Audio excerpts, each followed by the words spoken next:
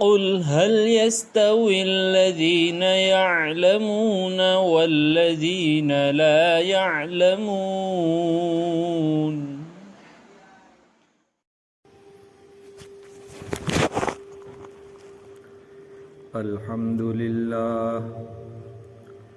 الحمد لله نحمده ونستعينه ونستغفره ونؤمن به ونتوكل عليه ونعوذ بالله من شرور أنفسنا ومن سيئات أعمالنا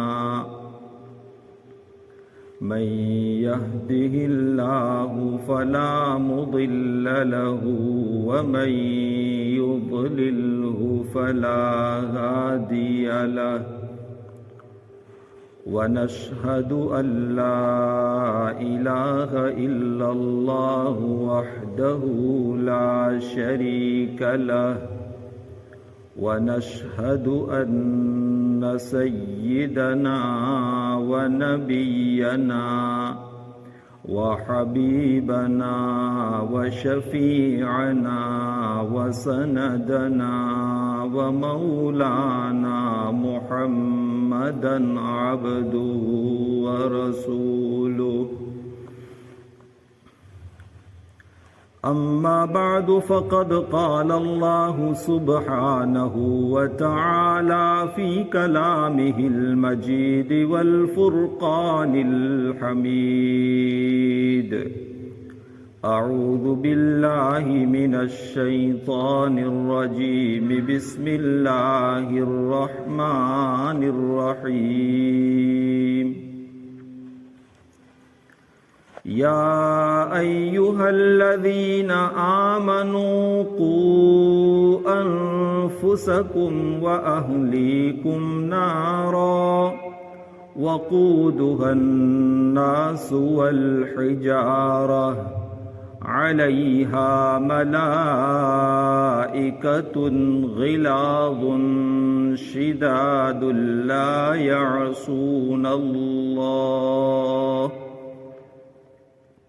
لا يعصون الله ما أمرهم ويفعلون ما يؤمرون وقال النبي صلى الله عليه وسلم كل مولود يولد على الفطرة فأبواه يهودانه أو ينصرانه أو يمجسانه أو كما قال صلى الله عليه وسلم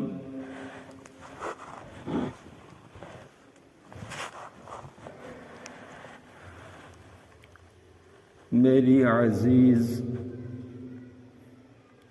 پیاری دینی مائیں اور بہنیں، ابھی خطبہ کے دوران 28ویں پارے کی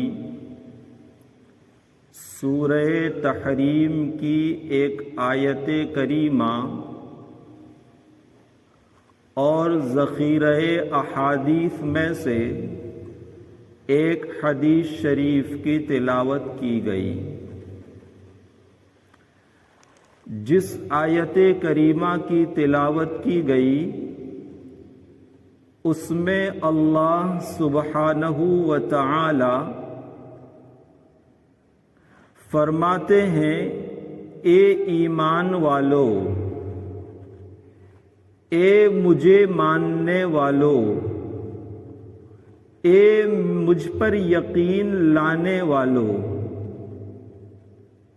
قرآن کریم میں آپ نے متعدد مقامات پر پڑھا ہوگا کہ اللہ سبحانہ و تعالی اپنے بندوں کو یا ایھا الذین آمنوا کے ذریعے خطاب کرتے ہیں۔ یہ خطاب اور یہ عنوان بڑا پیارا ہے،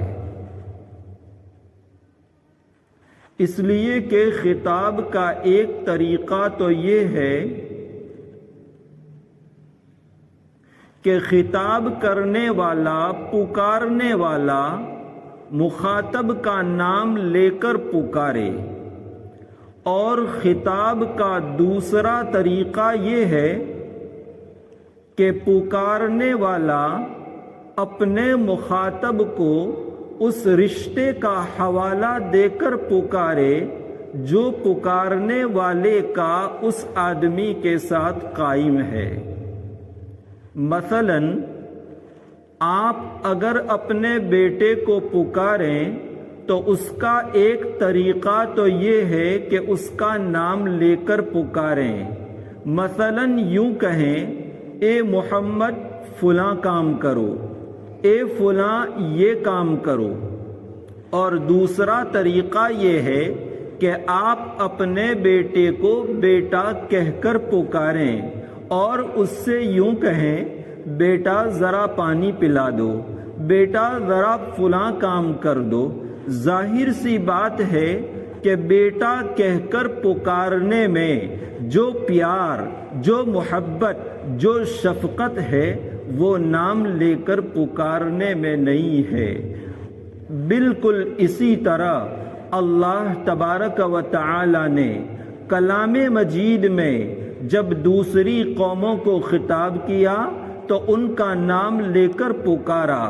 کہیں فرمایا یا بنی اسرائیل، اے بنی اسرائیل، کہاں فرمایا اے قوم نوح، کہیں فرمایا اے قوم لوط۔ لیکن جب اس امت محمدیہ کو خطاب کرنے کی باری آئی تو اللہ تبارک و تعالی نے ان کو ان الفاظ سے مخاطب کیا، یا ایھا الذین آمنوا، اے ایمان والو۔ اور ایمان کا حاصل ہے ماننا، اور یہ ایک مسلمان بندے اور بندی کے لیے بہت بڑا اعزاز ہے کہ اللہ سبحانہ و تعالی اسے اپنا ماننے والا کہہ کر پکارے۔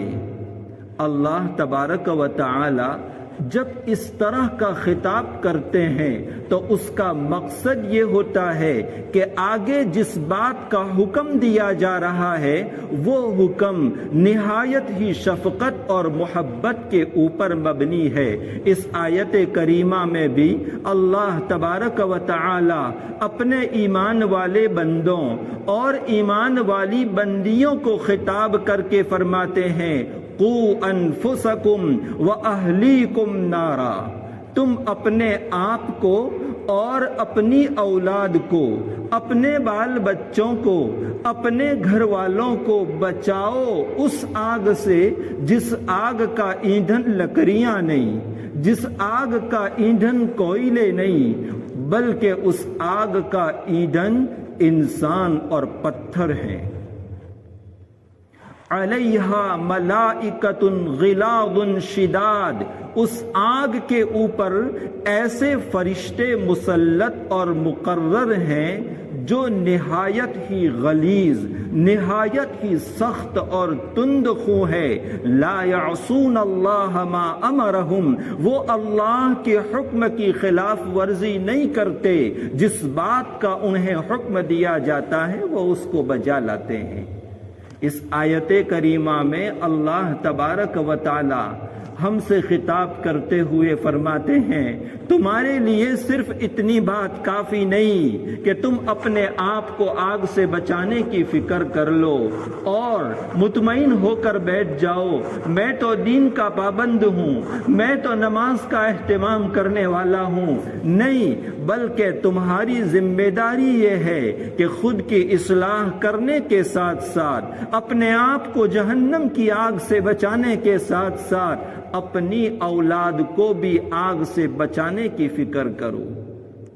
آج اکثر یہ منظر نظر آتا ہے کہ ایک گھر میں باپ صحیح رخ پر ہوتا ہے، وہ نماز کا اہتمام کرنے والا ہوتا ہے، روزوں کا پابند ہوتا ہے، قرآن کی تلاوت کا پابند ہوتا ہے، اوامر کو بجا لاتا ہے اور معاصی اور گناہوں سے اپنے آپ کو بچاتا ہے۔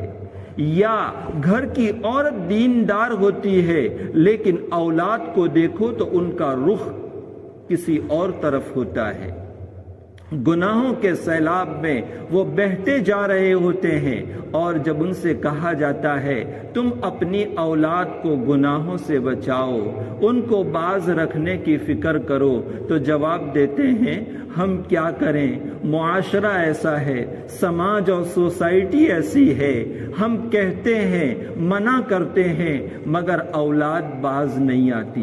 اللہ تبارک و تعالی نے اس آیت کریمہ میں آگ کا لفظ ذکر کر کے اس بات کی طرف اشارہ فرمایا کہ اگر تم نے اپنی اولاد کو گناہوں سے بچانے کی ایسی فکر کی جس طرح دنیا کی آگ سے بچانے کی فکر کرتے ہو، تب تو تمہاری بات ٹھیک ہے کہ تم سے تمہاری اولاد کے بارے میں کوئی پوچھ تاچھ نہیں ہوگی، تمہارا مواخذہ اولاد کے بارے میں نہیں ہوگا۔ لیکن ذرا سوچو، کیا تم نے اپنی اولاد کو گناہوں سے، بے دینی سے اسی طرح بچانے کی فکر کی ہے جس طرح آگ سے بچانے کی فکر کرتی ہو؟ فرض کرو ایک بہت بڑی آگ جل رہی ہو، تمہارا چھوٹا سا ننھا منا بچہ کھیلتا ہوا اس آگ کو خوش منظر باغ سمجھتے ہوئے اس طرف جانے لگے، تو کیا تم دور سے نصیحت کرنے پر اکتفا کرو گی؟ اور اگر وہ اس آگ میں کود کر جل جاتا ہے تو اتنا کہہ کر سبکدوش ہو جاؤ گی کہ ہم نے تو اپنے بچے کو آگ سے بچانے کی فکر کی تھی، اس کو سمجھایا تھا، مگر وہ باز نہیں آیا، ہم کیا کریں؟ ایسا نہیں ہو سکتا۔ جو بھی ماں حقیقت میں بچے کی ماں ہوگی وہ کبھی بھی اس بات کو گوارا نہیں کرے گی، اس کی دل کی دھڑکنیں بڑھ جائے گی، دوڑتے ہوئے اپنے ننھے منھے بچے کو پکڑ لے گی، اپنے سینے سے چمٹا لے گی۔ اللہ تبارک و تعالی آگ کا لفظ ذکر کر کے اس بات کی طرف اشارہ کرنا چاہتے ہیں کہ اگر تم نے اپنی اولاد کو بے دینی سے بچانے کی اسی طرح فکر کی جس طرح آگ سے بچانے کی فکر کرتی ہو، تب تو تم سبکدوش ہو سکتی ہو۔ میری عزیز مائیں اور بہنیں، اولاد کی تربیت کا مسئلہ اتنا اہم مسئلہ ہے کہ ہماری شریعت مطہرہ نے اس کی طرف بہت پہلے ہماری توجہ مبذول فرمائی ہے۔ چنانچہ شریعت مطہرہ کی تعلیم یہ ہے کہ اگر کوئی مرد یا کوئی عورت نیک اولاد حاصل کرنا چاہے تو سب سے پہلا مرحلہ یہ ہے کہ وہ اپنی زندگی کا ساتھی بنانے کے لیے جس لڑکے کا انتخاب کرے وہ لڑکا دیندار ہونا چاہیے، یا کوئی لڑکا کسی لڑکی کو اپنی زندگی کا شریک بنانے کے لیے تلاش کرنا چاہے تو ایسی لڑکی کا انتخاب کرے جو دیندار ہو۔ نبی کریم صلی اللہ علیہ وسلم نے ایک حدیث پاک میں فرمایا، تنکح المرأة لأربع لمالها ولحسبها ولجمالها ولدينها فاظفر بذات الدين او كما قال صلی اللہ علیہ وسلم۔ عورت سے نکاح کیا جاتا ہے 4 چیزوں کی بنیاد پر۔ کچھ لوگ عورتوں سے شادی کرتے ہیں اس کی مالداری کو دیکھ کر، کچھ لوگ عورت سے نکاح کرتے ہیں اس کی خوبصورتی کو دیکھ کر، کچھ لوگ عورت سے نکاح کرتے ہیں اس کے حسب نسب اور خاندان کو دیکھ کر، اور کچھ لوگ ایسے ہیں جو لڑکی سے نکاح کرتے ہیں دینداری کو دیکھ کر۔ نبی کریم صلی اللہ علیہ وسلم آگے فرماتے ہیں فَاظْفَرْ بِذَاتِ الدِّينِ، دین والی کا انتخاب کر کے تم کامیابی حاصل کر لو۔ آج ہمارے معاشرے میں اور سوسائٹی میں ہماری جوان بہنوں کا یہ مزاج بنتا چلا جا رہا ہے کہ وہ اپنی زندگی کا شریک بنانے کے لیے جس لڑکے کا انتخاب کرتی ہے اس میں دینداری کو مد نظر نہیں رکھتی، بلکہ ذرا ایک قدم آگے بڑھاتے ہوئے کہوں تو یہ بات بھی مبالغہ والی نہیں ہوگی کہ اگر کسی دیندار لڑکے کی جانب سے رشتے نکاح آتا ہے تو صرف اس بنیاد پر اس رشتے کو ٹھکرا دیا جاتا ہے کہ اس کے چہرے کے اوپر سنت رسول سجی ہوئی ہے۔ اس رشتے کو صرف اس بنیاد پر ٹھکرا دیا جاتا ہے کہ وہ شریعت کا پابند ہے، اس کا حلیہ، اس کا لباس، اس کا پوشاک شریعت کے مطابق ہے۔ میری عزیز بہنیں، اگر اولاد نیک حاصل کرنی ہے تو سب سے پہلے دینداری کو مد نظر رکھنا چاہیے، اور دینداری کو مد نظر رکھتے ہوئے جو ساتھی تلاش کیا جاتا ہے اس میں بڑا فائدہ دنیا کا یہ ہے کہ جو لڑکا دیندار ہوگا وہ کبھی اپنی بیوی کے اوپر ظلم نہیں کرے گا، لڑکا دیندار ہوگا کبھی اپنی بیوی کو ستائے گا نہیں، جو لڑکا دیندار ہوگا کبھی اپنی بیوی کی حق تلفی نہیں کرے گا۔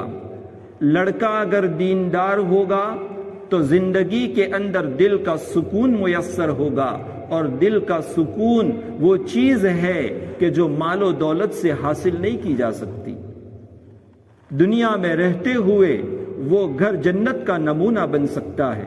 حضرت مولانا احمد علی لاہوری رحمت اللہ علیہ بہت بڑے مفسر گزرے ہیں، قریبی زمانے میں سکھ گھرانے سے ان کا تعلق تھا۔ وہ اپنی شادی کا واقعہ ذکر فرماتے ہیں کہ میرے خسر کے گھر میں جب ان کی لڑکی جوان ہوئی تو ان کی بیوی نے کہا کہ ہماری لڑکی کی عمر پوری ہو چکی ہے، آپ کسی اچھے لڑکے کا انتخاب کیجئے۔ چنانچہ میرے خسر لڑکے کی تلاش میں پنجاب کے مدارس کا دورہ کرتے ہوئے دیوبند پہنچے۔ اس زمانے میں دارالعلوم دیوبند کے شیخ الحدیث حضرت مولانا محمود الحسن دیوبندی رحمت اللہ علیہ تھے، جن کے ساتھ میرے خسر کے دوستانہ تعلقات تھے۔ فرماتے ہیں کہ جب میرے خسر ہماری درسگاہ میں آئے، دورہ حدیث کی درسگاہ میں آئے، دورہ حدیث یہ وہ اخیری سال ہوتا ہے جس کو پڑھنے کے بعد ایک عالم بن کر نکلتا ہے۔ انہوں نے ہماری درسگاہ کے لڑکوں کے اوپر ایک نظر دوڑائی، ان کی نظریں مجھ پر ٹک گئی۔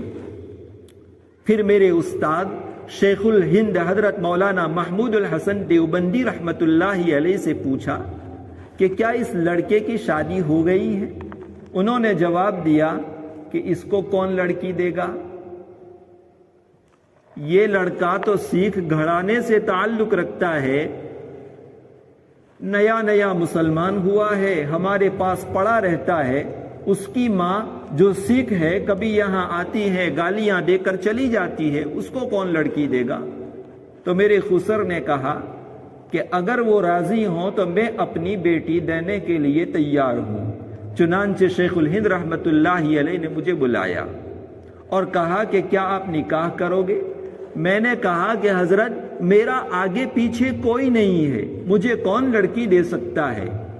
آپ نے فرمایا کہ اگر کوئی اپنی لڑکی دینے کو تیار ہو تو حضرت مولانا احمد علی لاہوری رحمت اللہ علیہ نے فرمایا کہ اگر کوئی مجھے اپنا بیٹا بنا لے اور اپنی بیٹی میرے نکاح میں دے دے تو میں ضرور اس سنت کے اوپر عمل کرنے کو تیار ہوں۔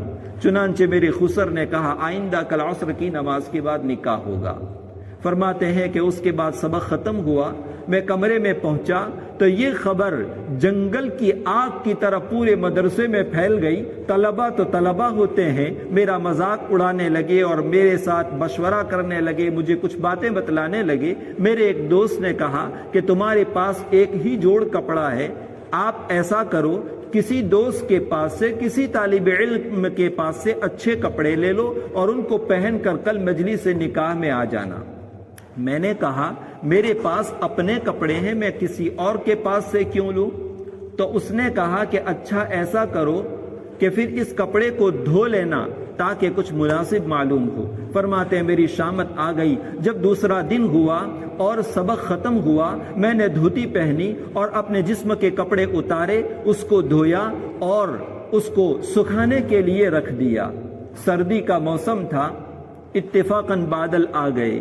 ویسے بھی یو پی کے اندر سردی بہت زیادہ ہوتی ہے، یہاں تک کہ سردی کے دنوں میں صبح 10 بجے تک سورج نہیں نکلتا، کبھی پورا دن نکل جاتا ہے مگر سورج نظر نہیں آتا. فرماتے ہیں کہ کپڑے تو میں نے دھو لیے، ظہر کی اذان ہو گئی لیکن کپڑے سوکھنے کو تیار نہیں. ظہر کی نماز کے بعد آیا، میں کپڑوں کو فضا کے اندر اپنے ہاتھوں سے لہرانے لگا، دل ہی دل میں اللہ سے دعا کرنے لگا، اے اللہ میرے کپڑے سکھا دے. لیکن کپڑوں کو نہ سوکھنا تھا، نہ سوکھے. بالآخر عصر کی اذان ہو گئی، میں نے وہی گیلے کپڑے پہن لیے اور عصر کی نماز کے بعد مجلس نکاح میں پہنچا. میرے خسر نے دیکھا کل بھی اس نے یہ کپڑے پہنے تھے، آج بھی اس نے یہی کپڑے پہنے ہیں. معلوم ہوتا ہے اس کے پاس دوسرے کپڑے نہیں ہیں. کل میلے تھے، آج گیلے ہیں، لیکن ان کی نظر اس بات کے اوپر نہیں تھی. ان کی نظر تو میری پیشانی کے اوپر جو نور انہوں نے دیکھ لیا تھا اس کے اوپر تھی. فرماتے ہیں فراغت کے بعد رخصتی ہوئی، میں اپنی بیوی کو لے کر اپنے گھر آیا. گھر میں فاقے تھے، کبھی کھانا مل جاتا کھا لیتا اور کبھی ہم دونوں فاقے سے رہتے. 1 مہینے کے بعد جب میری بیوی اپنے میکے گئی، اس کی والدہ نے پوچھا کہ بیٹا اپنے گھر کو کیسا پایا، اپنے شوہر کو کیسا پایا؟ وہ جواب دیتی ہے کہ اماں جان میں تو یہ سمجھتی تھی کہ جنت دنیا سے جانے کے بعد ملے گی، لیکن مجھے تو ایسا محسوس ہوا کہ دنیا میں رہتے ہوئے میں جنت میں پہنچ گئی. وہ صابرہ تھی، صبر کرنے والی تھی، شکر گزار تھی. حضرت فرماتے ہیں کہ اس کے بعد اللہ تبارک و تعالیٰ نے وہ فتوحات کے دروازے کھولے کہ آج کھانے کے لیے میرے پاس طائف سے پھل آتے ہیں اور میرے گھر میں جھاڑو لگانے کے لیے بڑے بڑے مالداروں کی لڑکیاں اور بیویاں تبرک کے لیے جھاڑو لگا جاتی ہے. عزیز بہنیں، رزق کا معاملہ تو اللہ تبارک و تعالیٰ نے اپنے ہاتھ میں رکھا ہے. یبسط الرزق لمن یشاء ویقدر، اللہ جس کو چاہتے ہیں فراخ روزی دیتے ہیں اور جس کو چاہتے ہیں تنگ روزی عنایت فرما دیتے ہیں. اصل دل کا سکون ہے. تو سب سے پہلا مرحلہ یہ ہے کہ اپنی زندگی کا جو ساتھی تلاش کیا جائے وہ نیک ہو. اگر وہ نیک ہوگا تو حاصل ہونے والی اولاد بھی نیک ہوگی. دوسرا مرحلہ یہ ہے کہ جب بچہ ماں کے پیٹ میں ہو تو اس وقت ماں خصوصیت سے اپنے آپ کو گناہوں سے بچانے کی فکر کرے، کثرت سے قرآن کی تلاوت کرے، چلتے پھرتے اٹھتے بیٹھتے اللہ کا ذکر کرے، اپنی آنکھوں کو گناہوں سے بچائے، اپنے کانوں کو گناہوں سے بچائے. اس لیے کہ یہ وہ زمانہ ہے جس زمانے میں ماں کا کیا جانے والا ہر عمل براہ راست اثر انداز ہوتا ہے پیٹ میں ہونے والے بچے پر. اس زمانے میں ماں اگر اچھے اعمال کرتی ہے، نیک اعمال کرتی ہے تو بچے کے اوپر نیک اثرات مرتب ہوتے ہیں. شیخ الحدیث حضرت مولانا محمد زکریا صاحب رحمت اللہ علیہ، جن کی لکھی ہوئی کتاب فضائل اعمال ہم پڑھتے اور سنتے ہیں، ان کے والد محترم حضرت مولانا محمد یحییٰ صاحب رحمت اللہ علیہ جب ماں کے پیٹ میں تھے اسی وقت قرآن کا پاؤں پارا حافظ ہو گئے تھے. چنانچہ جب دنیا میں آئے تو اس حالت میں دنیا میں آئے کہ پاؤں پارا حافظ تھے. ان کی والدہ حمل کے زمانے میں کثرت سے قرآن کی تلاوت کرتی تھی. اس قرآن کو سنتے سنتے اس کی برکت سے ان کو پاؤں پارا حفظ ہو گیا تھا. اور اگر اس زمانے میں ماں گناہوں کے اعمال کرتی ہے، غلط کام کرتی ہے، تو اس کا غلط اثر بچے کے اوپر پڑتا ہے۔ حضرت مولانا مظفر حسین صاحب کے ملفوظات میں لکھا ہے کہ دو میاں بیوی تھے، بیوی امید سے تھی، حمل سے تھی، دونوں نے عہد کیا کہ ہم کوئی گناہ کا کام نہیں کریں گے، ہم کوئی غلط کام نہیں کریں گے تاکہ اس کا اثر بچے کے اوپر نہ پڑے۔ کچھ دنوں کے بعد بچے کی ولادت ہوئی۔ جب بچہ کچھ بڑا ہو گیا، ایک مرتبہ وہ اپنے باپ کے ساتھ بازار سے گزر رہا تھا۔ اسی درمیان اس بچے نے بیر کے ڈھیر میں سے ایک بور اٹھا کر کھا لیا۔ باپ کو بڑا غصہ آیا کہ میرے بیٹے نے مالک کی اجازت کے بغیر بیر اٹھایا، لیکن اس کو تنبیہ نہیں کی۔ تنبیہ کرنے سے پہلے گھر پہنچے، اپنی بیوی سے پوچھا کیا تو نے حمل کے زمانے میں کوئی غلط حرکت تو نہیں کی تھی؟ آج ہمارے بچے نے ایک بیر مالک کی اجازت کے بغیر اٹھا لیا۔ بیوی نے جواب دیا ویسے کوئی غلط کام تو نہیں کیا، البتہ پڑوسی کے صحن میں بیری کا درخت ہے، اس کی ایک شاخ، اس کی ایک ڈالی ہمارے گھر کے صحن میں آتی ہے، ایک مرتبہ میں نے بیر توڑ کر منہ میں رکھ دیا تھا۔ باپ نے کہا یہ اسی کا اثر ہے۔ اس لیے یہ وہ زمانہ ہے جس زمانے میں ماں کو خصوصیت سے گناہوں سے بچنا چاہیے اور نیکیوں کا اہتمام کرنا چاہیے۔ اور تیسرا مرحلہ یہ ہے کہ جب بچے کی ولادت ہو تو اس کو نہلانے اور دھلانے کے بعد اس کے دائیں کان میں اذان اور بائیں کان میں اقامت کہی جائے۔ حدیث پاک میں آتا ہے کہ جب بچہ پیدا ہوتا ہے تو وہ روتا ہے۔ یہ رونا شیطان کے اس کے دل کو چھونے اور ٹٹولنے کی وجہ سے ہے۔ اللہ تبارک و تعالی نے اس دنیا میں دو نظام چلائے ہیں، دو سسٹم چلائی ہے۔ ایک نظام ضلالت اور گمراہی کا ہے جس کا ٹھیکہ شیطان نے اپنے اوپر لے رکھا ہے۔ دوسرا نظام ہدایت کا ہے جو نظام اللہ نے انبیاء کرام علیہم الصلاۃ والتسلیم کے ذریعے چلایا۔ حضرات انبیاء کرام علیہم الصلاۃ والتسلیم نے شیطان کے داؤ بھی بتلائے اور اس سے بچنے کا طریقہ بھی بتلایا۔ اور شیطان کا عمل، شیطان کی محنت انسان کے قلب، انسان کے دل کے اوپر ہوتی ہے۔ لیکن وہ بچہ جو ماں کے پیٹ میں ہے، اس بچے کے اوپر شیطان کو طاقت نہیں دی گئی، شیطان کو ابھی اس اختیار نہیں دیا گیا، حالانکہ شیطان کا اثر، شیطان کا تسلط اس ماں کے قلب پر ہے، لیکن وہ بچے کے دل کو ٹچ نہیں کر سکتا، اس لیے کہ وہ بچہ ابھی اس دنیا کی چیز نہیں بنا۔ جب بچہ پیدا ہوتا ہے، اس دنیا میں آتا ہے، تو شیطان اپنے کام میں بڑا متحرک ہے، بڑا ایکٹیو ہے، وہ فوراً وہاں پہنچ جاتا ہے، اس بچے کے دل کو چھوتا ہے، یہ چیز بچے کے لیے اجنبی ہوتی ہے، اس لیے وہ بچہ روتا ہے۔ شریعت مطہرہ نے نبی کریم صلی اللہ علیہ وسلم کے ذریعے ہمیں یہ تعلیم دی کہ پیدا ہونے والے بچے کے دائیں کان میں اذان اور بائیں کان میں اقامت کہی جائے تاکہ شیطان کا یہ اثر ختم ہو جائے۔ پھر جب 7 دن کا ہو جائے تو اس کا عقیقہ کیا جائے۔ ہمارے معاشرے میں بہت سارے لوگ اس سنت اور مستحب کی طرف توجہ نہیں دیتے، حالانکہ عقیقہ ایک ایسا عمل ہے کہ اگر اس کا فائدہ ہماری سمجھ میں آ جائے تو ہم میں سے کوئی بھی اپنے بچے کا عقیقہ کیے بغیر رہ نہیں سکتا۔ ایک حدیث پاک میں نبی کریم صلی اللہ علیہ وسلم فرماتے ہیں جس بچے کا عقیقہ نہ کیا جائے حالانکہ اس کے والدین کے پاس عقیقہ کرنے کی استطاعت اور طاقت تھی، اس کے باوجود اس کی طرف سے عقیقہ نہ کیا جائے تو وہ بچہ اپنے والدین کے لیے سفارش نہیں کرے گا۔ جب بچے کا بچپن میں انتقال ہو جاتا ہے تو وہ بچہ قیامت کے دن اپنے والدین کے لیے سفارش کرتا ہے۔ اسی لیے بچے کے جنازے کی دعا میں ہم پڑھتے ہیں اللہم اجعلہ لنا شافعا و مشفعا، اے اللہ اس بچے کو سفارش کرنے والا بنا دو اور ایسا بنا دو جس کی سفارش قبول کی جائے۔ لیکن جس بچے کا عقیقہ نہ کیا جائے وہ بچہ اپنے والدین کی سفارش نہیں کرے گا۔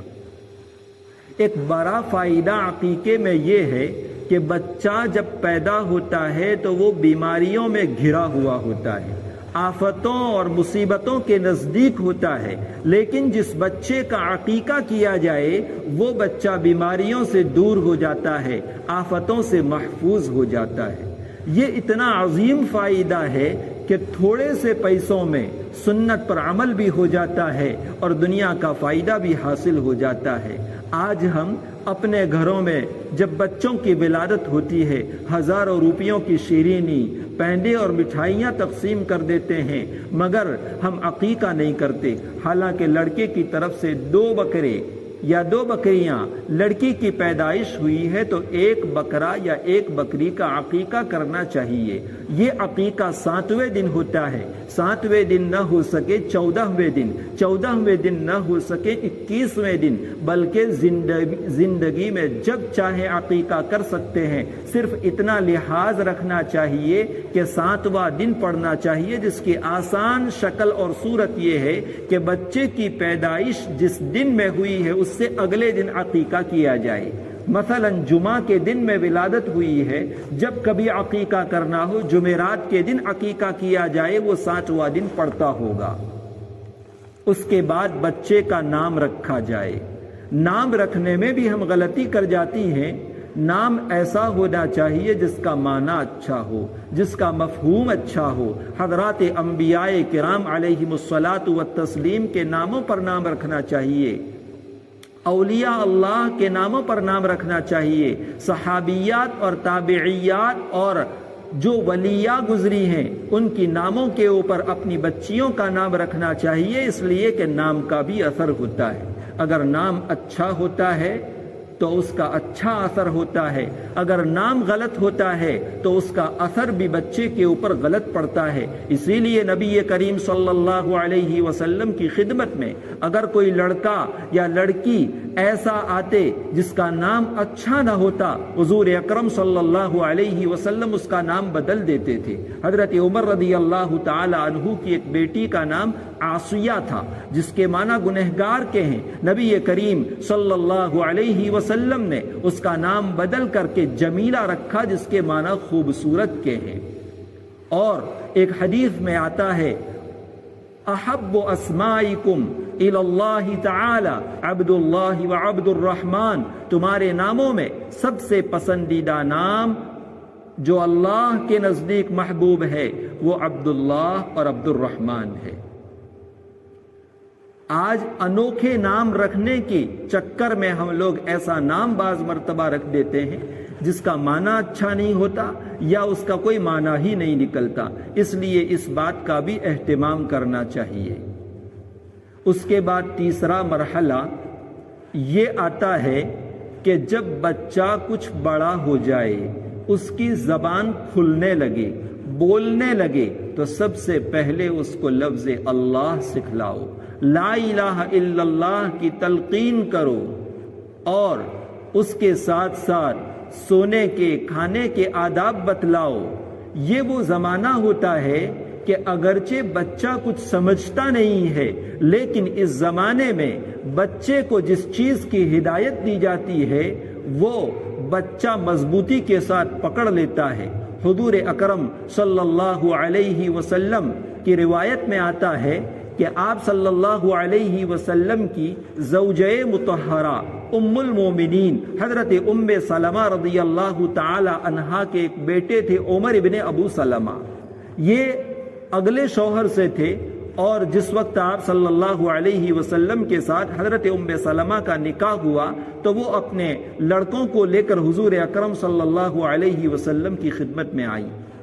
حضرت عمر ابن ابو سلمہ کی روایت ہے، وہ فرماتے ہیں کہ میں چھوٹا بچہ تھا، کھانے کے دوران میرا ہاتھ کھمچے میں ادھر ادھر جا رہا تھا۔ نبی کریم صلی اللہ علیہ وسلم نے فرمایا یا غلام سم اللہ، اے لڑکے بسم اللہ پڑھو، وَكُلْ بِيَمِينِكَ اور دائیں ہاتھ سے کھاؤ، وَكُلْ مِمَّا يَلِيكَ اور اپنی طرف سے کھاؤ۔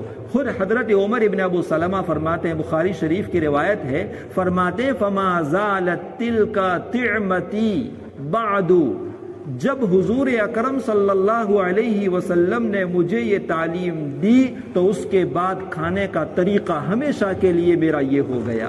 صحابہ کرام میں سے بچہ ایسا تھا جب انہیں کسی بات کی ہدایت دی جاتی تھی وہ اس کو مضبوطی کے ساتھ پکڑ لیتے تھے۔ آج ہمارا حال یہ ہے، ہم اپنے چھوٹے چھوٹے بچوں کو غلط کام کے اوپر تنبیہ نہیں کرتے، اچھے کاموں کی تعلیم اور تربیت نہیں دیتے، حالانکہ بچہ چھوٹا ہے تو اسی موقع کے اوپر اس کی روک ٹوک کرنی چاہیے۔ محبت ہے، محبت ہونی چاہیے، لیکن محبت کا مطلب یہ نہیں ہے کہ آپ کا بچہ ایک غلط کام کر رہا ہے آپ اس غلط کام کے اوپر اس کی تنبیہ نہ کریں۔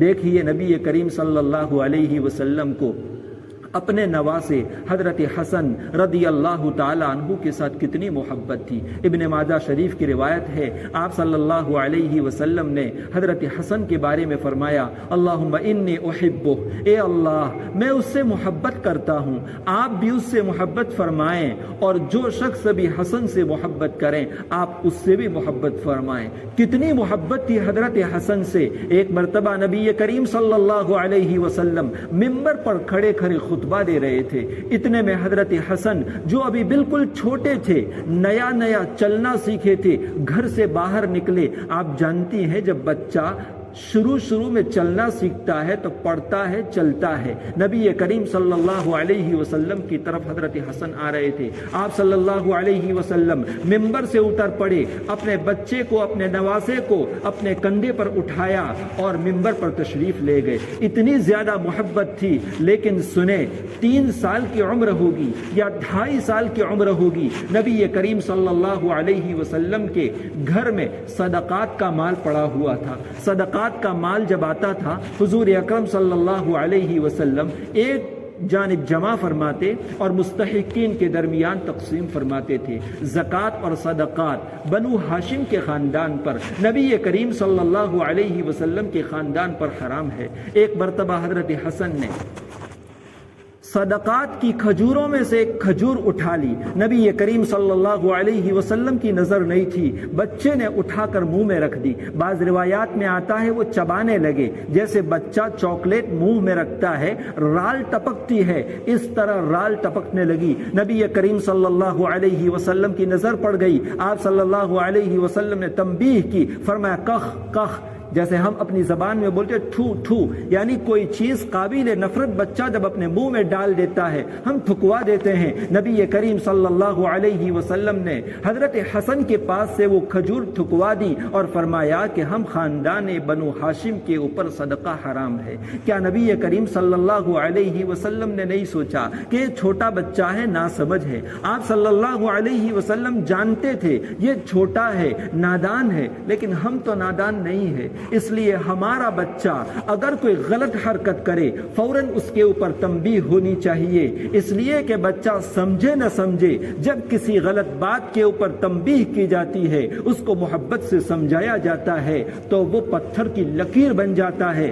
بڑے ہونے کے بعد بھی وہ بات بچے کو یاد رہتی ہے کہ میرے باپ نے مجھے اس کے اوپر ٹوکا تھا۔ اس لیے عزیز مائیں اور بہنیں، بچپن ہی سے بچوں کی اس طرح دینی تربیت کرنی چاہیے۔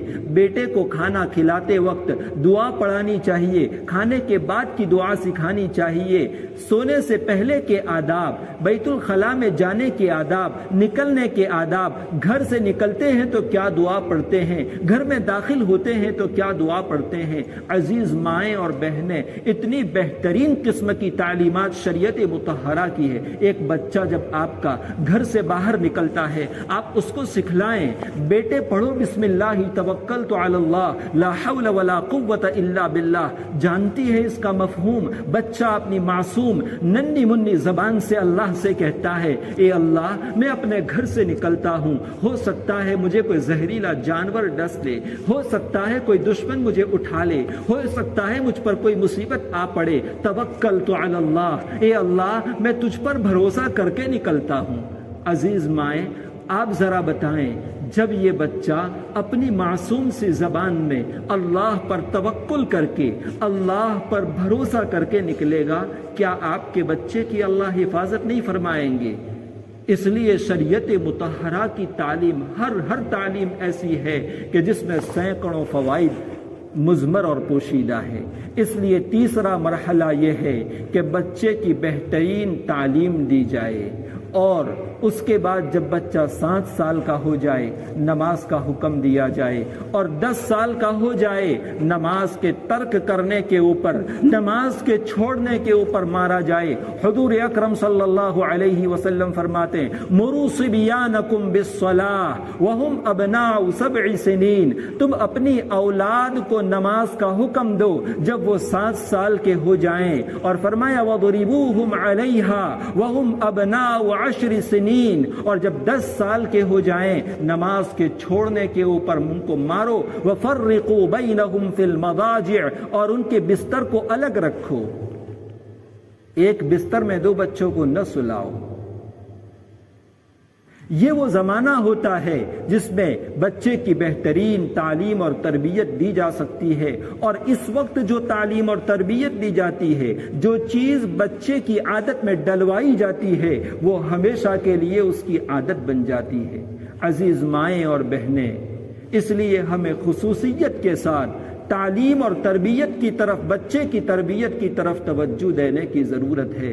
ویسے تو اولاد کی تربیت کا مسئلہ ویسے ہی بہت زیادہ اہم ہے، لیکن آج کل ہم جس دور سے گزر رہے ہیں، ہم جن حالات سے گزر رہے ہیں، اس دور میں اولاد کی تربیت کی فکر ہمیں بہت زیادہ کرنی چاہیے، اس لیے کہ چاروں طرف ایمان کے ڈاکو اور ایمان کے لوٹیرے ہمارے اور ہماری نسلوں کے ایمان کو لوٹنے کے پیچھے پڑے ہوئے ہیں، طرح طرح کے منصوبے بنا کر اس کے اوپر عمل پیرا ہیں۔ حضرت مولانا سجاد صاحب نعمانی دامت برکاتہم، جن کی ہمارے ملک کے اوپر گہری نظر ہے، فرماتے ہیں پورے ملک میں 8 لاکھ مسلمانوں کی بچیاں مرتد ہو کر غیر لڑکوں کے ساتھ جا چکی ہے۔ باقاعدہ انہیں ٹریننگ دی جاتی ہے، لڑکوں کو سکھلایا جاتا ہے، 3 مہینے 6 مہینے تک انہیں تعلیم دی جاتی ہے، انہیں بتلایا جاتا ہے ماشاء اللہ کہو، سبحان اللہ کہو، جزاک اللہ کہو، یہ جو اسلامی کلمات ہیں وہ ان کو سکھلائے جاتے ہیں، پھر ان کو مسلم بچیوں کے پاس بھیجا جاتا ہے، ان سے دوستیاں کروائی جاتی ہے، انہیں پھسلایا جاتا ہے، اور ان کا ٹارگیٹ یہ ہوتا ہے کہ ایمان کو چھین لیا جائے، ان کی زندگی کو تباہ و برباد کر دیا جائے۔ ہماری نوجوان بچیاں اپنے بھولے پن کی وجہ سے اس چیز کو سمجھ نہیں پاتی۔ بھولے پن واقع میں اچھی صفت ہے، اللہ تبارک و تعالیٰ نے آپ کی تعریف فرمائی ان الذین یرمون المحصنات الغافلات المؤمنات لعنوا فی الدنیا والآخرہ۔ اس آیت کریمہ میں بھولی بھالی عورتوں کی تعریف کی گئی ہے، لیکن آپ کے بھولے پن کی وجہ سے اگر دشمن غلط فائدہ اٹھا رہا ہے تو اس سے بہت زیادہ بچنے کی ضرورت ہے۔ میری مائیں اور بہنیں، خصوصیت کے ساتھ آپ اپنی اولاد کی تعلیم و تربیت کی طرف توجہ دیں۔ ایک عورت کے اندر اللہ تبارک و تعالیٰ نے وہ صلاحیت رکھی ہے کہ وہ ایک مرد کو کامل ترین مرد بنا سکتی ہے۔ ہم اپنے اکابر، اپنے علماء کی سوانح کو پڑھیں، ان کی سیرت کو پڑھیں۔ کتنے اکابر ایسے ہیں، کتنی باکمال شخصیتیں اس دنیا میں ایسی گزری ہیں جن کو باکمال بنانے کے پیچھے ایک عورت کا کردار رہا ہے۔ عورتوں کے اندر اللہ تبارک و تعالیٰ نے زبردست صلاحیت رکھی ہے، وہ ایک شوہر کو اچھے راستے کے اوپر، ہدایت کے اوپر گامزن کر سکتی ہے۔ اپنی اولاد کی تربیت کر کے اس کو درجے کمال تک پہنچا سکتی ہے۔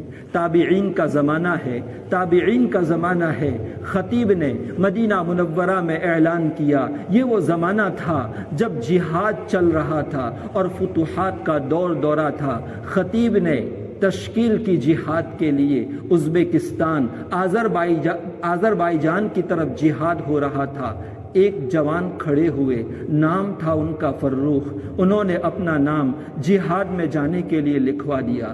گھر آئے، اپنی بیوی سے کہا میں جہاد میں جانا چاہتا ہوں، میرے لیے سفر کی تیاری کرو۔ اس وقت ان کی بیوی حمل سے تھی، امید سے تھی۔ بیوی نے کہا مجھے اس حالت میں چھوڑتے ہوئے آپ جہاد میں جا رہے ہیں؟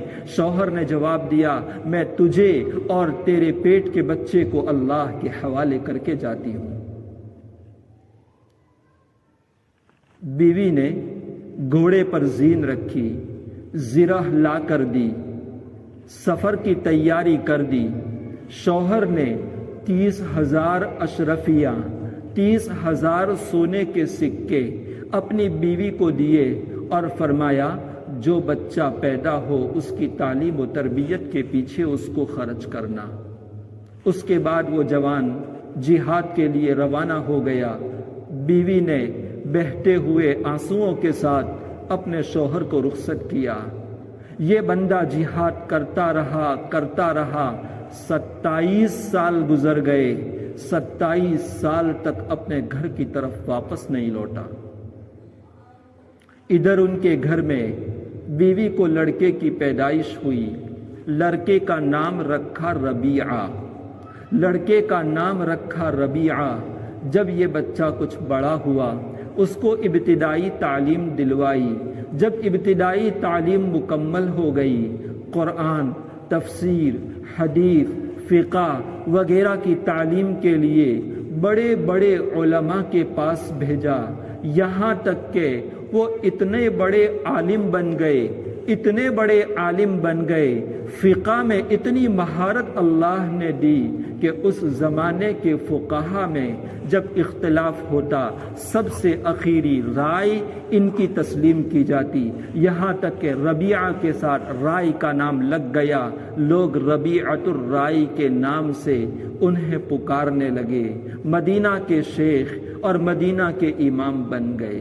27 سال کے بعد وہ جوان جو اب بوڑھا ہو چکا ہے ایک فوجی وردی میں گھر کی طرف واپس آتا ہے۔ دل ہی دل میں سوچتا ہے معلوم نہیں میری بیوی زندہ ہوگی یا انتظار کرتے کرتے دوسری دنیا میں جا چکی ہوگی۔ میں جس وقت نکلا تھا میری بیوی حمل سے تھی، کیا اولاد ہوئی ہوگی؟ خیالات کے جال بنتے بنتے یہ آدمی شہر میں پہنچا۔ رات کا وقت تھا، شہر بھی بدلا بدلا سا معلوم ہو رہا تھا۔ ایک گھر کے سامنے آ کر کھڑا ہو گیا۔ دل نے کہا یہی تیرا گھر ہے، چنانچہ نیزے کے ذریعے گھر کا دروازہ کھولا اور گھر میں داخل ہونے لگے۔ اندر سے جوان نے آواز دی، اے اجنبی آدمی تمہیں شرم نہیں آتی؟ پرائے گھر میں اجازت کے بغیر داخل ہوتے ہو؟ آنے والے بوڑھے فروخ نے کہا، اے شخص کیا تو نے مجھے مردہ سمجھا؟ میں غیر حاضر تھا تو یوں سمجھ لیا کہ میں اس دنیا سے جا چکا ہوں اور میرے مکان پر تو نے ناجائز قبضہ کر لیا۔ دونوں میں تو میں ہونے لگی، دونوں کی آواز بلند ہونے لگی۔ رات کا اندھیرا تھا، اندر ماں سوئی ہوئی تھی، آواز سن کر کھڑی ہو گئی، باہر نکلی تو دیکھا کہ باپ بیٹے جھگڑ رہے ہیں۔ اپنے بیٹے سے کہا، بیٹا ربیعہ یہ تمہارے باپ ہیں، ان سے گلے لگو۔ باپ کو پہچانتے نہیں تھے، اس لیے کہ باپ جب جہاد میں نکلا تھا اس وقت تو ابھی پیٹ میں تھے، دنیا میں آئے بھی نہیں تھے۔ حضرت ربیعۃ الرائے اپنے والد سے گلے ملے۔ فروخ گھر میں داخل ہوئے، اپنی بیوی سے ملے اور بیوی سے پوچھا، جاتے ہوئے میں نے 30,000 اشرفیاں تمہیں دی تھی، اس کا کیا ہوا؟ جواب دیا، آرام کرو، صبح میں پورا حساب تمہیں چکا دوں گی۔ چنانچہ جب فجر کی اذان ہوئی، فروخ فجر کی نماز پڑھنے کے لیے گھر سے نکلنے لگے۔ نکلنے سے پہلے اپنے بیٹے کو آواز دی، بیٹا ربیعہ اٹھو، بیٹے ربیعہ اٹھو، نماز کے لیے چلو۔ بیوی نے جواب دیا، ربیعہ تو کب سے مسجد جا چکا ہے۔ چنانچہ فروخ مسجد پہنچے۔ مسجد نبوی میں نماز پڑھنے کے بعد بیٹھے تو ایک بہت بڑا حلقہ لگا۔ یہ حلقہ حدیث کی تعلیم کا تھا، حدیث کا سبق چل رہا تھا، اور حدیث کے اس سبق میں صرف نوجوان طلباء ہی نہیں تھے، صرف نوجوان طلباء ہی نہیں تھے، بوڑھے بوڑھے آدمی بھی تھے، حتیٰ کہ حکومت اور سلطنت کے بڑے عہدوں کے مالک بھی بیٹھے ہوئے حدیث کا سبق لے رہے تھے۔ سبق جب ختم ہوا، فروخ بھی اس سبق میں شیخ کے پیچھے بیٹھ گئے۔ رات کے اندھیرے میں تو بیٹے کو دیکھا تھا، وہ بجلی کا زمانہ تو تھا نہیں۔ پیچھے جب سبق ختم ہوا، لوگ شیخ سے مل رہے تھے تو فروخ نے اپنے پڑوس والے آدمی سے پوچھا کہ یہ شیخ کون ہے جو ابھی درس دے رہے تھے، بڑا زبردست درس دے رہے تھے۔ اس آدمی نے کہا، ایسا لگتا ہے کہ آپ یہاں کے رہنے والے نہیں ہو، کیا اتنے بڑے امام کو پہچانتے نہیں؟ یہ ہمارے امام ربیعۃ الرائی ہے۔ انہوں نے کہا کہ بھائی رہنے والا تو یہی کا ہوں، لیکن باہر سے آیا ہوں، سفر سے آیا ہوں، ذرا پہچان کرواؤ، ذرا پہچان کرواؤ۔ تو جواب دیا کہ یہ ربیعۃ الرائی ہے جن کے والد کا نام فروخ ہے۔ سنا ہے کہ ان کے والد رات کو جہاد سے واپس آئے ہیں۔ فروخ کی آنکھوں سے آنسو بہنے لگے۔ گھر پہنچے، اپنی بیوی سے خوشی کے مارے تذکرہ کیا کہ میرے بیٹے کو اللہ نے کتنا بڑا مقام دیا ہے۔ بیوی نے پوچھا کہ کیا 30,000 اشرفیوں کا حساب چاہیے؟ جواب دیا نہیں۔ بیوی نے کہا، میں نے وہ 30,000 اشرفیاں آپ کے بیٹے کی تعلیم اور تربیت کے پیچھے خرچ کی۔ باپ نے جواب دیا کہ ایسی 30,000 اشرفیاں بیٹے کی عزت اور عظمت کے مقابلے میں کچھ بھی نہیں۔ حضرت جنید بغدادی رحمۃ اللہ علیہ حضرت بایزید بسطامی رحمۃ اللہ علیہ کے بارے میں فرماتے ہیں، بایزید بسطامی کا وہ مقام ہے اولیاء اللہ میں جو مقام فرشتوں میں حضرت جبرائیل علیہ السلام کا ہے۔ جو امتیازی شان اللہ نے جبرائیل امین کو عطا فرمائی، اولیاء اللہ میں حضرت بایزید بسطامی کو عطا فرمائی تھی۔ حضرت بایزید بسطامی رحمۃ اللہ علیہ کے والد کا بچپن میں انتقال ہو چکا تھا، یتیم ہو چکے تھے، بچے تھے۔ والدہ نے مدرسے میں داخل کر دیا۔ قاری صاحب سے کہہ دیا، اس بچے کو اپنے پاس رکھنا، اس کو قرآن سکھانا، بچہ گھر نہ آنے پائے، کہیں ایسا نہ ہو کہ گھر آنے کی عادت پڑ جائے۔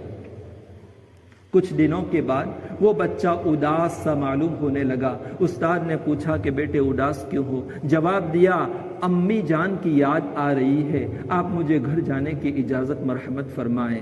استاد اجازت بھی نہیں دے سکتے تھے اور بیٹے کو اداس دیکھنا بھی گوارا نہیں تھا۔ فرمایا، اتنا سبق سنا دو، چھٹی دے دوں گا۔ سبق زیادہ دے دیا، یہ سمجھتے ہوئے شاید یاد نہیں کر پائے گا۔ بچہ ذہین تھا، سبق یاد کر کے سنا دیا۔ استاد کو چھٹی دینی پڑی۔ جب بایزید بسطامی گھر پر پہنچے، دروازہ بند تھا، ماں اندر وضو کر رہی تھی۔ بچے نے دستک دی، ماں سمجھ گئی بچے کی دستک معلوم ہوتی ہے، دروازے کے پاس آ کر پوچھتی ہے، من دق الباب، کس نے دروازہ کھٹکھٹایا؟ بچے نے جواب دیا، میں بایزید ہوں۔ ماں نے جواب دیا، میرا بھی بایزید تھا، اس کو تو میں اللہ کے لیے وقف کر چکی ہوں، مدرسے میں داخل کرا چکی ہوں، استاد سے کہہ کر آئی ہوں جب تک عالم نہ بن جائے اس کو گھر واپس مت بھیجنا۔ تو اب کون بایزید ہے جو میرا دروازہ کھٹکھٹاتا ہے؟ حضرت بایزید سمجھ گئے والدہ چاہتی ہے کہ میں گھر نہ آؤں، چنانچہ واپس چلے گئے اور بڑے عالم بن کر نکلے۔ اللہ تبارک و تعالیٰ نے کتنا بڑا اونچا مقام عطا فرمایا۔ عزیز مائیں اور بہنیں، آپ نے دیکھا حضرت بایزید بسطامی رحمت اللہ علیہ کو درجہ کمال تک پہنچانے میں والدہ کا ہاتھ ہے۔ حضرت خواجہ معین الدین چشتی اجمیری رحمت اللہ علیہ بنگال کا سفر کیا۔ اس سفر میں 7 لاکھ غیر مسلموں نے آپ کے ہاتھ پر اسلام قبول کیا۔ اور 70 لاکھ یعنی 70 لاکھ مسلمانوں نے آپ کے ہاتھ پر توبہ کی بیعت کی۔ جب گھر آئے بہت خوش تھے، بہت خوش تھی۔ ماں نے پوچھا معین الدین کیا بات ہے، بہت خوش نظر آتے ہو؟ حضرت خواجہ معین الدین چشتی اجمیری رحمۃ اللہ علیہ نے جواب دیا، اماں جان میں خوش کیوں نہ ہوں، اس سفر میں اللہ تعالیٰ نے میرے ہاتھ پر 7 لاکھ مسلمانوں کو مشرف و اسلام کیا اور 70 لاکھ مسلمانوں نے میرے ہاتھ پر بیعت کی۔ ماں نے جواب دیا، بیٹا یہ تمہارا کمال نہیں۔ حضرت خواجہ معین الدین چشتی اجمیری رحمۃ اللہ علیہ نے پوچھا، اماں جان پھر کس کا کمال ہے؟ ماں نے جواب دیا، بیٹا یہ تمہارا کمال نہیں، یہ کمال تو میرا ہے۔ جب تم بچے تھے کبھی میں نے تمہیں بے وضو دودھ نہیں پلایا، یہ اسی کی برکت ہے کہ آج اللہ تبارک و تعالیٰ نے تمہیں یہ مقام عطا فرمایا۔ دیکھیے حضرت خواجہ معین الدین چشتی اجمیری رحمۃ اللہ علیہ کو بھی اس مقام تک پہنچانے میں والدہ کا کردار ہے۔ اللہ تبارک و تعالیٰ نے بڑی صلاحیت آپ کو عطا فرمائی ہے، بچپن ہی سے اپنی اولاد کی تعلیم اور تربیت کی طرف خصوصی توجہ عنایت فرمائیں۔ اخیر میں دعا ہے اللہ تبارک و تعالیٰ کہی سنی باتوں پر عمل کی توفیق عطا فرمائے۔ آمین وآخر دعوانا الحمد للہ رب العالمین۔ درود شریف۔ اللهم لك الحمد كله ولك الشكر كله وإليك يرجع الأمر كله اللهم لا نحصي ثناء عليك أنت كما أثنيت على نفسك اللهم صل على سيدنا ومولانا محمد وعلى آل سيدنا ومولانا محمد صلاة تنجينا بها من جميع الأهوال والآفات وتقضي لنا بها جميع الحاجات وتطهرنا بها من جميع السيئات وترفعنا بها عندك أعلى الدرجات وتبلغنا بها أقصى الغايات من جميع الخيرات في الحياة وبعد الممات إنك سميع قريب مجيب الدعوات يا قاضي الحاجات ويا حل المشكلات اغثنا اغثنا اغثنا الہنا انک علی کل شیء قدیر۔ مولا کریم ہم خطا کار ہیں، سیاہ کار ہیں، سر سے لے کر پاؤں تک گناہوں میں ڈوبے ہوئے ہیں۔ مولا کریم آپ کی بارگاہ عالی میں اپنے گناہوں کا اقرار کرتے ہیں۔ مولا کریم ہمارے گناہوں کو اپنے فضل و کرم سے معاف فرما دو۔ مولا کریم ہماری خطاؤں سے درگزر فرما دو۔ مولا کریم ہمارے سیئات کو حسنات سے مبدل فرما دو۔ مولا کریم گناہ کرتے کرتے ہمارے دل سیاہ ہو چکے۔ مولا کریم گناہ کرتے کرتے ہماری زبانیں گندی ہو چکی۔ مولا کریم گناہ کرتے کرتے ہماری آنکھیں گندی ہو چکی۔ مولا کریم ہمارے دلوں کی سیاہی کو دور فرما دیجئے۔ مولا کریم ہمارے دلوں میں اپنی معرفت کا نور داخل فرما دیجئے۔ مولا کریم ہمارے قلوب کو آپ کی محبت سے بھر دیجئے۔ آپ کے پیارے حبیب صلی اللہ علیہ وسلم کی محبت ہمارے اپنے دلوں میں داخل فرما دیجئے۔ مولا کریم قرآن کریم کی عظمت اور محبت ہمارے دلوں میں داخل فرما دیجئے۔ مولا کریم ہماری بھی مغفرت فرما دیجئے، ہمارے والدین کی بھی مغفرت فرما دیجئے، ہمارے اساتذہ و مشائخ کی بھی مغفرت فرما دیجئے۔ مولا کریم ہمارے مردوں اور عورتوں کی مغفرت فرما دیجئے۔ مولا کریم ہمارے زندوں کی بھی مغفرت فرما دیجئے، ہمارے مرحومین کی بھی مغفرت فرما دیجئے۔ مولا کریم آپ کے احکام پر عمل کرنا ہمارے لیے آسان فرما دیجئے، گناہوں سے بچنا آسان فرما دیجئے۔ آپ کے پیارے حبیب صلی اللہ علیہ وسلم کی ایک ایک سنت پر عمل کرنے والا بنا دیجئے۔ مولا کریم آپ کے ساتھ عشق حقیقی اور محبت حقیقی عطا فرما دیجئے۔ مولا کریم ہماری دینی، دنیاوی اور اخروی ضرورتیں غیب سے پوری فرما دیجئے۔ مولا مولا کریم ہماری جو ضرورتیں ہم سے وابستہ ہیں ہمارے دلوں میں پوشیدہ ہے، اے دلوں کے بھید جاننے والے مولا آپ ہی ہماری ضرورتوں کو غیب سے پورا فرما دیجئے۔ مولا کریم ہماری ماں بہنیں جو امیدیں لے کر بیٹھی ہوئی ہے، مولا کریم ان کی جائز امیدوں کو، ان کے جائز مقاصد کو پورا فرما دیجئے۔ مولا کریم ہماری عمروں میں عافیت کے ساتھ، تندرستی کے ساتھ، شکر گزاری کے ساتھ خوب خوب برکت عطا فرما دیجئے۔ مولا کریم جسمانی اور روحانی، چھوٹی اور بڑی ہر طرح کی بیماریوں سے ہمیں شفاء کاملہ دائمہ عاجلہ مستمرہ عطا فرما دیجئے۔ مولا کریم ہر قسم کی جسمانی اور روحانی بیماریوں سے ہمیں اپنی حفاظت میں رکھیے۔ مولا کریم خصوصاً بڑی بڑی بیماریاں، مہلک بیماریاں، وبائی بیماریاں اور وہ بیماریاں جن سے ہمارے آقا صلی اللہ علیہ وسلم نے آپ کی بارگاہ عالی میں حفاظت کی دعا مانگی ہے، پناہ مانگی ہے، ان تمام بیماریوں سے مولا کریم ہم سب کو امان اور حفاظت عطا فرما دیجئے۔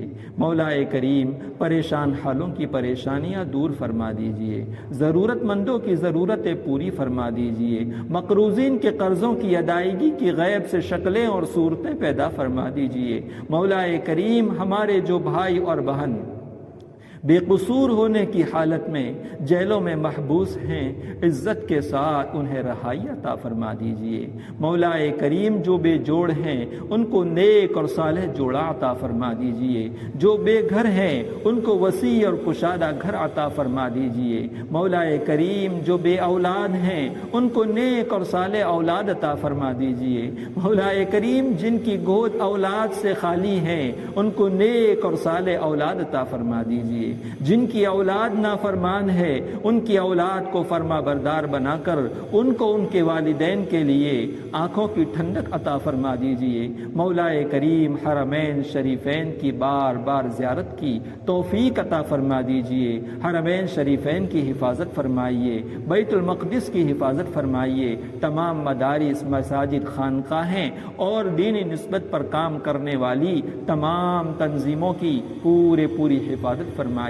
مولا کریم جب تک زندہ رکھیں، ایمان اور اعمال صالحہ کے ساتھ زندہ رکھیں، اور جب ہمیں اس دنیا سے جانے کا وقت آئے، اور جب ہمارا اس دنیا سے جانے کا وقت آئے تو اس حال میں اٹھانا کہ کسی بندے اور بندی کا حق ہمارے اوپر نہ ہو، ہمارے تمام گناہ معاف ہو چکے ہوں، آپ سے ملاقات کا شوق ہمارے دل میں ہو، زبان پر کلمہ طیبہ جاری ہو، ایسی حالت میں موت عطا فرمانا، ہمارے آقا صلی اللہ علیہ وسلم کے شہر میں شہادت کی موت عطا فرمانا۔ مولا کریم عذاب قبر سے ہماری حفاظت فرما لینا، قیامت کی ہولناکیوں سے ہماری حفاظت فرما لینا، اور بلا حساب و کتاب جنت الفردوس میں داخلہ نصیب فرما دینا۔